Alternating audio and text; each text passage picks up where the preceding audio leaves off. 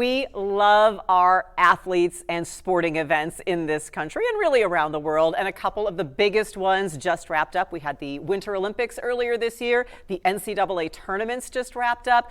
But that really has also, in recent years, put a spotlight on what these young athletes go through, the pressures they face. That's what we're looking into today on the Hear Me, See Me podcast. I'm your host, Melissa Bruner. Hear Me, See Me is a mental health awareness initiative based right here out of WIBW TV in Topeka, Kansas, the middle of the country, because, you know, we branch out and these topics go all over. I'm so excited today to have our guest to address this issue. Annie Weese is her name. You are the Director of Mental Wellness and Sports Psychology at Kansas State University, which is a lot of words to say. You're a lot of fun. So far, a lot of people. Fun. Yes, we have already. Your background is so fascinating. I said, what got you interested in this area of mental health and psychology? What is your background? Well, I was born and raised in Salina, Kansas, a multi-sport athlete growing up. By the time I was graduating, I wasn't sure which sport I even wanted to play in college, so I chose a Seward County Community College in Liberal, Kansas, where I was able to play both softball and basketball. And we had a very successful run on the basketball program, ended up being 72-1 over our 2 years with the national championship. That's a little impressive. And after then, my dream was always to go to the University of Notre Dame. And my head coach then was really instrumental in giving me an opportunity to play for Muffet at Notre Dame, and that's where I finished my career. Nice. And how well did you do there at Notre Dame? Your team was okay. Yeah, it was just following their national championship in 2001, so we had very high expectations on us.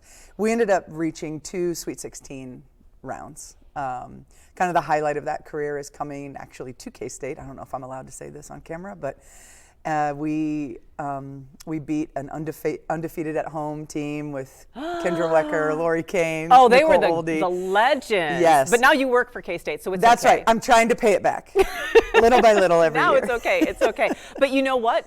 I mean, I think what you walked into at Notre Dame is going to kind of.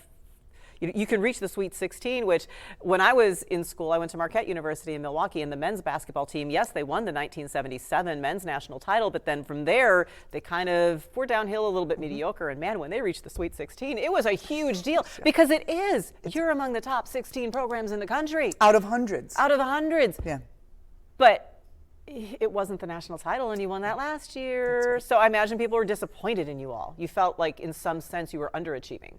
There was a sense of that, I think. But then we had to be really realistic. I mean, we had lost Ruth Riley, a 6'7" center. And so we had to balance that. Really high expectations from Coach McGraw with realistically what we can do and how can we outwork, out-hustle, outsmart our opponents if we didn't have the size that they were used to having. You know, at the root of all of this is stress, and April is Stress Awareness Month as well. So at the real basic, broad view level, what is stress? And what can cause it? Yeah, stress can come from anything. There's good stress, there's bad stress, but at the really fundamental level, stress is the body's kind of alert system. If there's a problem, we need to know about it. And so the amygdala signals to the hypothalamus, there's a problem, there's a threat, we got to do something about it. It's basically our survival response. So it's a very good thing that we have. You know, when we were cave people, we needed to know that a saber-toothed tiger was dangerous and we needed to run from warring clans. You don't go up and pet the saber-toothed tiger? No, you don't. Probably not a good idea. Okay. I bet the first person who didn't know that might have tried. But our stress response keeps us alive at its core. So the problem now is that most of us live pretty relatively safely without threats to our wellness or survival. So then any little thing can also trigger that stress response. So an unpaid bill, a family conflict, a loss of a job, a hard test coming up, it still signals that alert system in our brain. Cortisol pumps through our body. And the brain is designed to have short-term closed stress loops.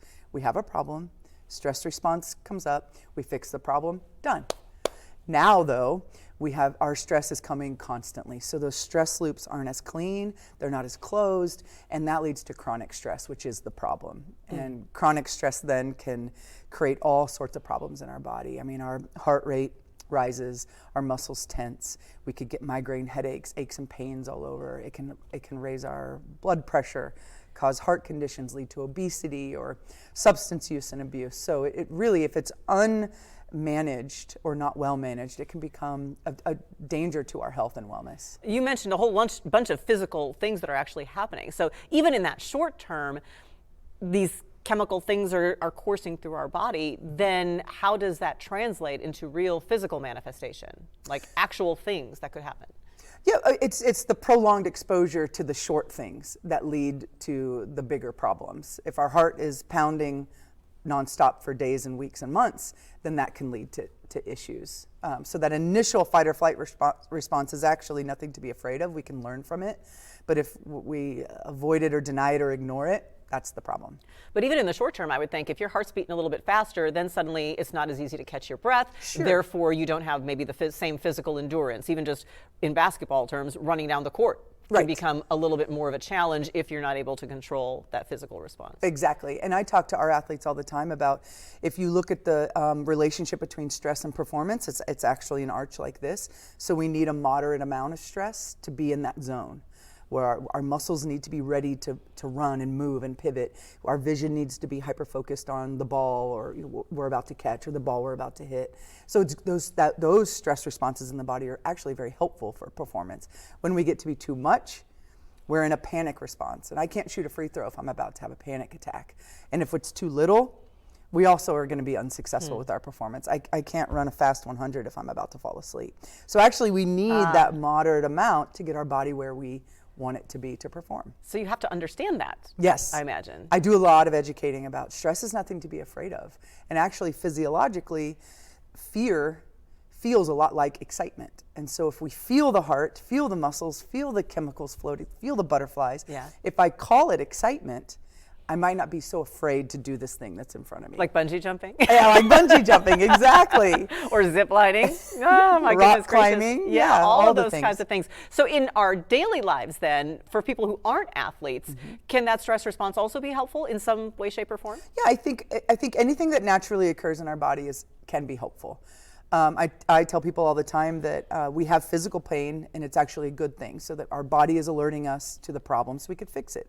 There are people, it's rare, but there are people who don't have physical pain and it's actually quite dangerous because they could have a major injury and have no idea and their life could be threatened. So in the same way, I like to equate emotional pain, our sadness, our stress, our worry, our pain, our anger, that is trying to tell us something is wrong in our life and it needs attention, it needs to be fixed.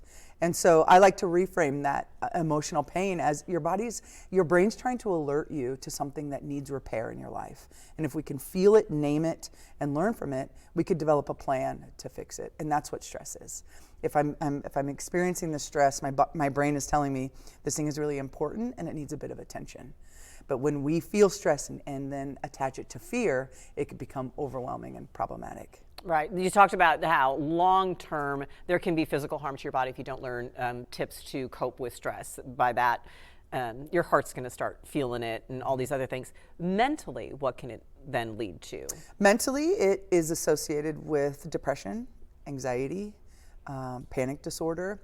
And once you reach that point, it's harder to kind of just pull yourself out of it or problem solve this or that to get out of it. And those are longer lasting conditions that would require some mental health intervention. How do you know it's reached that tipping point?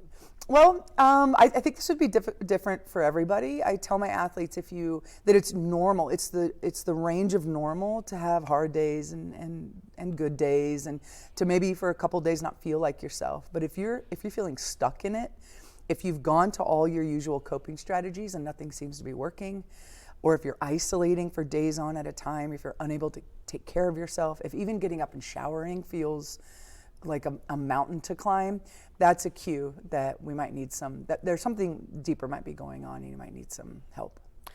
Taking it into the athletic arena then, what are some of the unique stressors that student athletes or any athlete at any level really is experiencing? Oh man, athletes don't perform in a vacuum. So they still are 18 to 20-year-old human beings learning who they are, what they want out of life. They're managing relationships.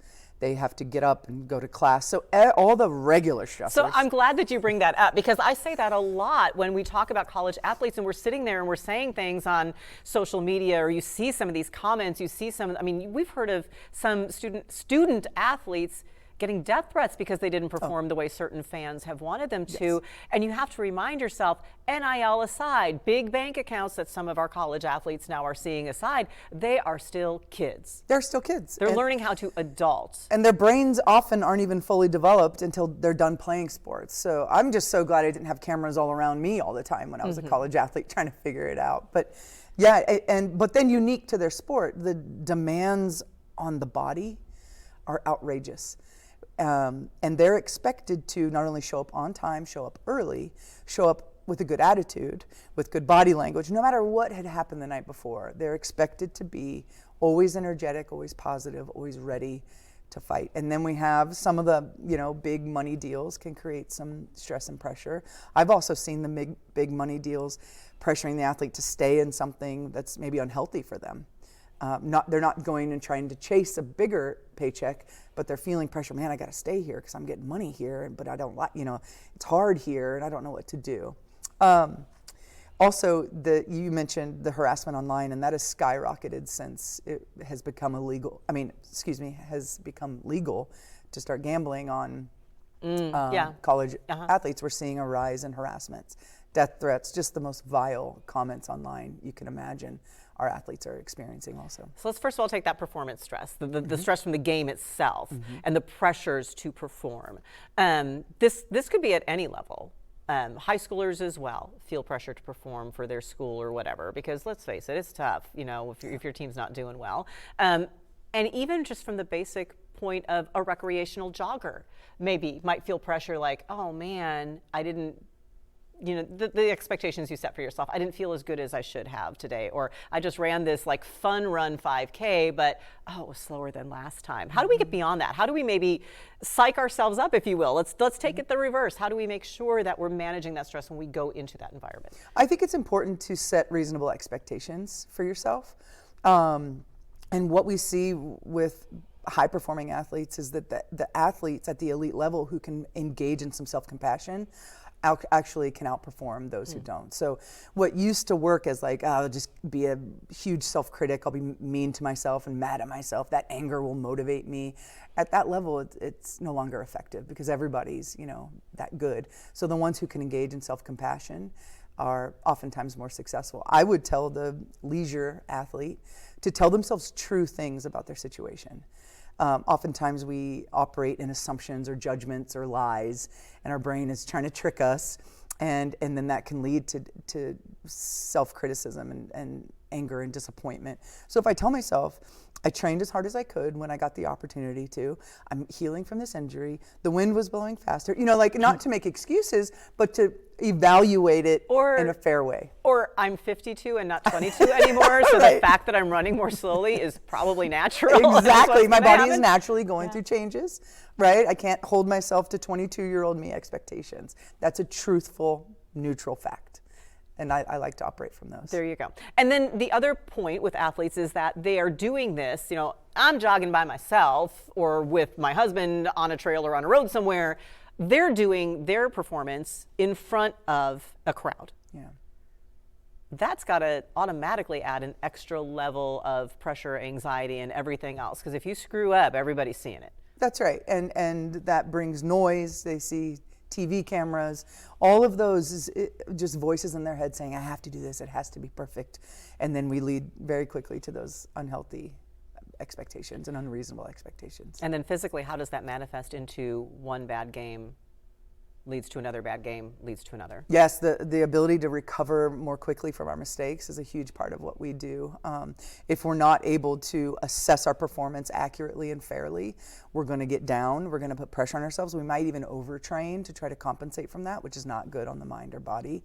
And then we'll go into the next performance. If we're hyper-focused on the last one, we're going to be tense, and then you'll be over here on that scale of performance, stress, relationship, and we need to regulate to get back down to a more helpful level. And you mentioned leisure athletes, but I've seen 6, 7, 8-year-olds who get up to the plate, parents screaming at them from the fence, and you could just see their body trembling and locked up. So the pressure now, unfortunately, is starting younger and younger. Oh, adults, realize what we are doing to Yes, the kids. stop it. The physical manifestation, I think this is one thing that started to come really into the mainstream realization when Simone Biles dealt with it at the not the Olympics that she just won all the medals at, but the Olympics before, where she was expected to do so well, and then all of a sudden this thing called the twisties came out. I mean, how does that, I mean, mind body work together thing? Yeah, and then you're getting more into the performance weeds. So I'm clinically trained, but in gymnastics it's called the twisties. In other sports you might hear it with the yips, in baseball or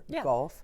And this inability to stop that mental spiral into what happened. Also, gymnastics is a very dangerous sport. You're asking your body to flip up in the air backwards, and so that's that body's natural response to protect itself. So if the body is under stress, it's gonna see a threat and look for threats. And if twisting up in the air blind, trying to do 3 flips and land on my feet and not my neck, that becomes a threat. So the body's going to want to shut it down so it doesn't do that dangerous thing it's identified as a threat. Professional golfer, Topeka native Gary Woodland, has drawn more attention to this recently as well. He talked about PTSD and how that also has impacted physical performance. Yes. Just this fear that something is going to happen. I imagine you've probably encountered athletes after an injury, a knee injury, absolutely, shoulder injury, whatever, that have that fear that stands as an obstacle to performance. Yes, that stress response and that fear response can alter the brain's chemistry, and so then it's going to go into self-protective mode, and then everything becomes a threat. A noise becomes a threat. Attention on you becomes a threat, and it's very, very hard to overcome. Okay, so we've talked about the problem. Now I want to hear about strategies and solutions. So we're going to get into that with Dr. Annie Weese when we come back after this brief break. Don't go anywhere.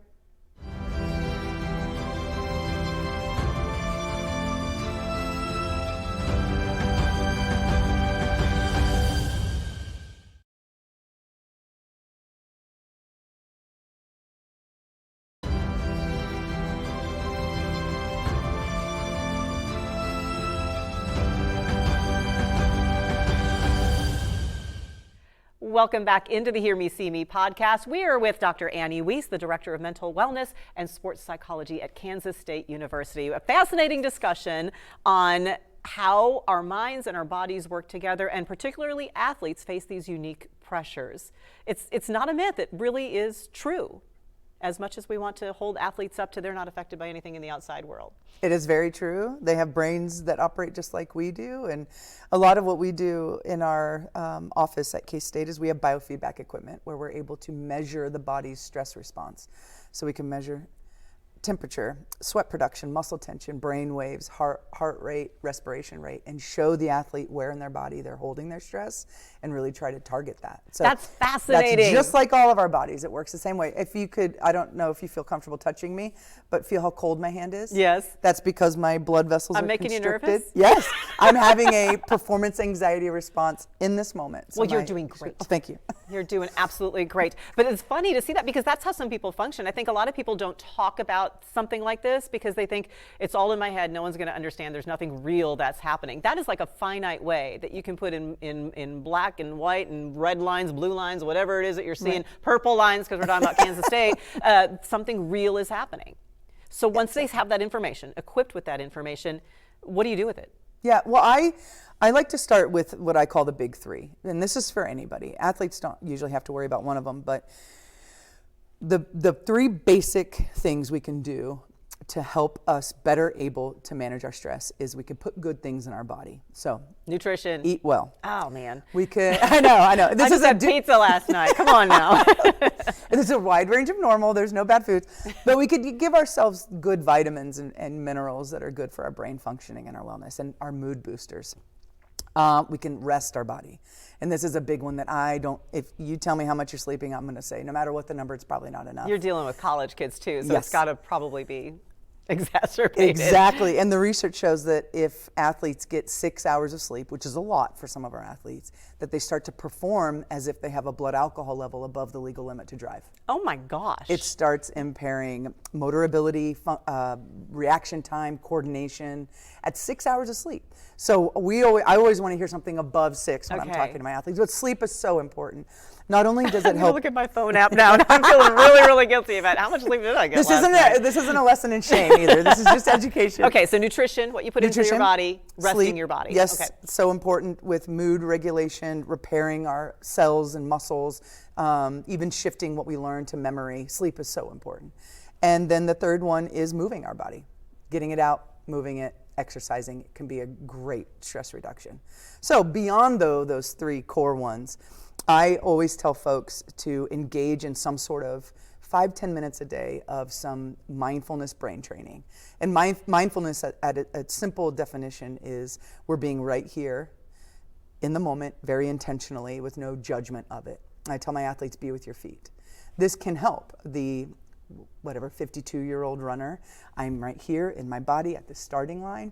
You know, I don't have to worry about what happened yesterday or last month or what's about to happen in the future. Our ability to grab our awareness and attention and put it right here in the present moment can help us better able to manage that stress and problem solve it when it happens, or even notice it when it's happening, so we can act quickly before it turns to more chronic stress. What are some strategies to be able to do that? It sounds easy to say, be mindful and be in the moment. Yeah. How do we do that? We think about your feet. Where are your feet right now?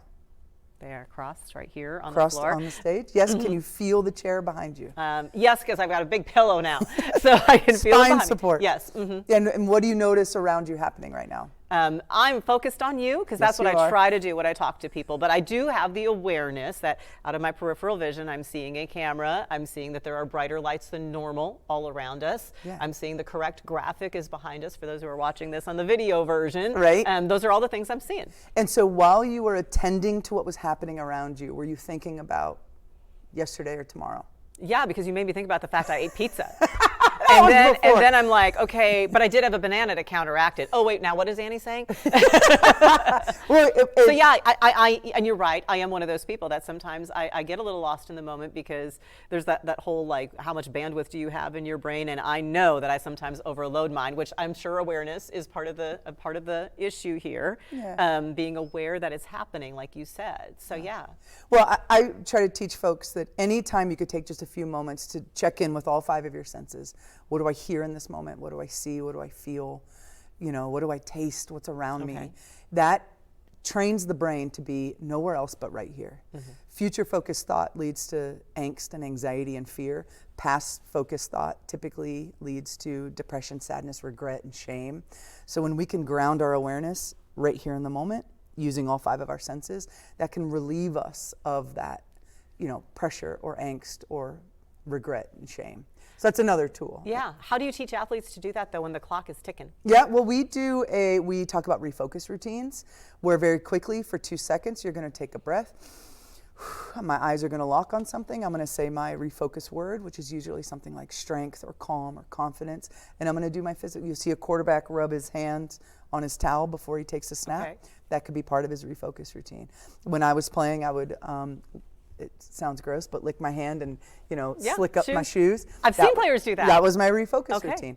I didn't name it that when I was playing, but it only is 2 seconds before a free throw. You'll see the refocus routine of free throw shooters, right? It's always the same toss and dribble or whatever their routine is. That's how they can regulate in that moment, be right here, let go of the future and the past, and let their body do what it knows how to do in that moment. So that, I would imagine, is something that could happen at any level. Yes, of course. And we also train a lot with breath work. Our breath is with us everywhere we go, and it is the best regulator we have to manage these stress responses. If we can get a 10-second breath, like a 4 to 5 second inhale, a slight pause, and a 5-second exhale through the mouth, that will, after a few breaths, your heart rate will start to slow. And so we're managing the physical effects of stress in that moment. So that's what I try to teach our athletes. That's in the moment. Then you go home. Yeah. And you can start dwelling on things. And this is true whether you're talking about a game, a match, you know, a run, any kind of athletic form, or it's true after a work day. You go home and you start to, oh gosh, did I say the right thing on that phone call or email? Did I react correctly when this situation happened? That presentation was just horrible, and they probably didn't believe a word I said. So yeah. So what about the after moments? Well, and just then, if I were your therapist, which I'm not, and this isn't therapy. This is a nice therapy session here. Thank you so much, Annie. I'm not on the couch. We need to switch spots. Do you need to put your feet up? Are you good? I'll tell you about my dreams. I noticed while you were saying that is you named a couple assumptions They probably thought I was terrible. They probably that's assumptions. We don't know that's true. So that's a thinking error. Okay. And also judgments. I was bad. I was terrible. That segment was awful. So those assumptions and judgments increase stress and lead to being hypercritical. So I would encourage, and I just did this with our volleyball team, we need to evaluate our performance to learn from it. Yeah. So I taught them a way: you stop, start, and continue. What did I do in my either prep or game performance that wasn't helpful that I need to stop? Not using judgmental language, but I've identified this thing wasn't helpful. I'm going to try to stop that. What am I not doing in either my preparation or my performance that I want to start? And what am I doing really well that I want to continue? And that still gives us the information we need from our evaluation of our performance to get better and learn from it, but we're not going into that hypercritical assumption making or judgments that would just pile on the pressure. What is the better language to use? So instead of saying they probably thought I was horrible, Yeah. how do I turn that around? I would say your self-talk could be, I'm not feeling very confident about my performance today. Here are the key things that I, could do differently next time, and keep it fact-based. Very simple. How much work does it take? Lots. I mean, because I just like an athlete has to practice, how much do we all need to be practicing these sorts of things? I mean, daily, and that's how mindfulness can help. Is because when we pause and pay attention to the relationship between our body and mind in that moment, we can stop these self-critical thought spirals from happening. We can say, "Oh, that was an assumption. I caught that. Let me redo that sentence in a more constructive, self-compassionate, fact-based way." So it takes a long time for our brains to naturally wire toward self-criticism, and being hard on ourselves. It takes equal amounts to retrain the brain and build new neural pathways to not go that self-critical. I tell people it's like, if you're right-handed and I told you could only use your left hand for the rest of your life, it's going to be hard. At first, it's going to take a long time. It'll probably be ugly. Your instinct is to want to go back to the right hand. But eventually, it'll be fluid and it'll look great and you'll be good at it. It takes that amount of time and attention to retrain our brains in a more mindful way. How do we handle the social media aspect of it? We talked a little bit about it earlier, but coming back to that, because there's so much noise in the world now So much that noise. makes it much more difficult to remain positive. I can tell myself that I'm going to stay positive as much as I want. I'm not going to dwell on that game, but when the rest of the world is dwelling on it and putting their 2 cents in, how do you recommend we tune that out? I would recommend setting limits on your exposure to it. Setting an alarm. There are devices and settings out there that can lock your phone down from social media after a certain amount of time. I have to do this with our athletes. You are allowed 20 minutes of scrolling after your game. And after that, you set an alarm, you scroll, do whatever you want to do. Once the alarm goes off, you have to put it down. Because we have to be able to psychologically detach from the stressor to be able to recover from it. And it's hard because then we think, well, then we get back into assumptions, right? What if there's something out there that I'm missing on social media? What if someone says something that I need to say? All the what ifs get us angsty again, and so we want to pull back to it. But we have to set limits.